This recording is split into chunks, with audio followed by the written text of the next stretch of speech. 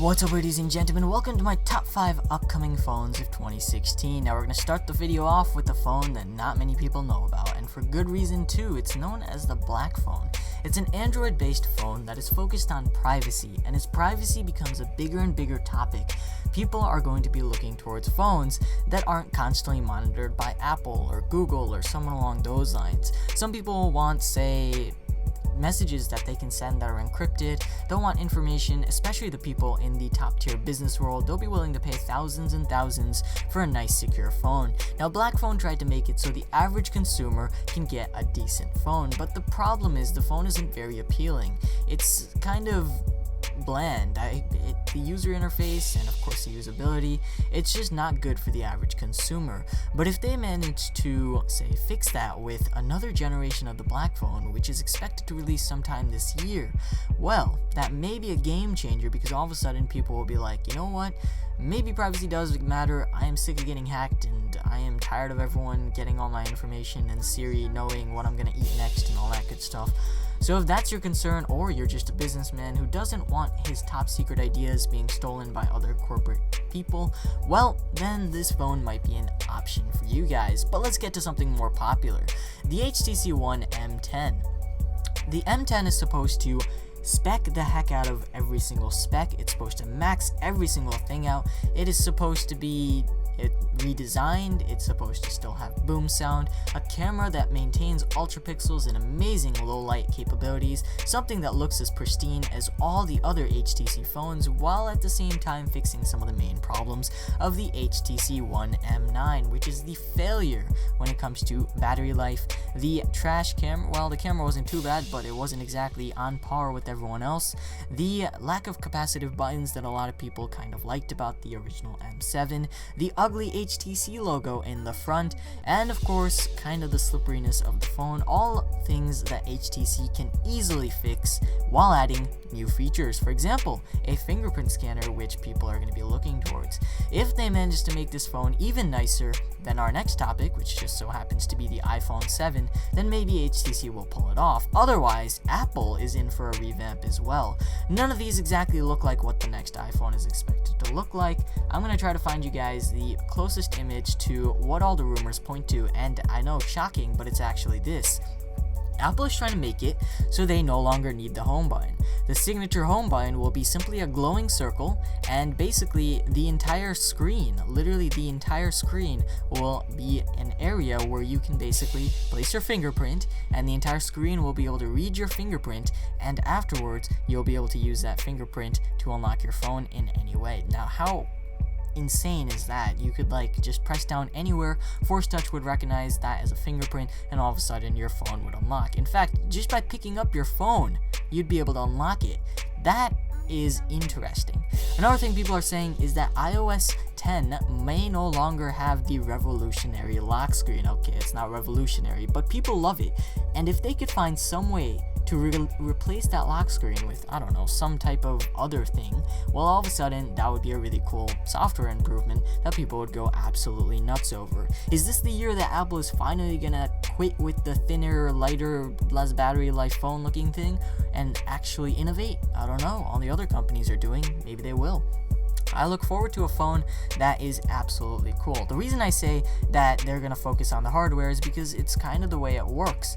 It's one year they focus on the software, the next year hardware, software, hardware, software, hardware, and it's time that we focus on hardware again with the actual number. And then we'll see how Force Touch kind of jumps into all this as the next giant feature comes with the S model. So if you're not going to get the iPhone 7 and you're going to wait till the 7S, well, we'll see what ends up happening. But yeah, this is the closest representation to what the rumors are pointing at. Heck, if you go onto iPhone 7 right now, even Forbes is saying, yeah, this is probably what it's going to look like. There you go, one day ago. Pretty interesting, right?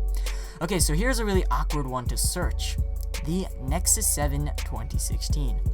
So the last phone they released was, of course, the Nexus 6P, and I guess the next phone will be the Nexus 7P. That's kind of awkward to say. I don't like the P after that. It's I guess it stands for phone or something along those lines.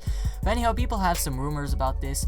The reason I said it was awkward to search is because, well, when you go and search Nexus 7, the tablet pops up. But the tablet was revolutionary, so let's see if this phone can keep up with all the other companies as well. Let's see if Google finally has something interesting up its sleeve. Now, Google's whole idea is that they're going to make an insanely awesome smartphone while at the same time maintaining that really low price level. But last year, they didn't really do that, and that's why not a lot of people bought the 6P. So with the 7P, I hope they keep the amazing design sense and keep everything nice and simple with the stock Android software while trying to maintain what all the other companies have, like fingerprint sensors, maybe some force touch type of thing, pressure sensitivity. That would be a really cool improvement. Heck, say they do come out, I mean, it's going to happen eventually, say they do come out with pressure sensitivity for Android, which has been around on Android for a long time. You guys don't know this, but the API is there. Basically, it's a little bit different. While Apple uses actual hardware to sense your finger, Android actually uses the amount of surface area your finger is covering up on the touchscreen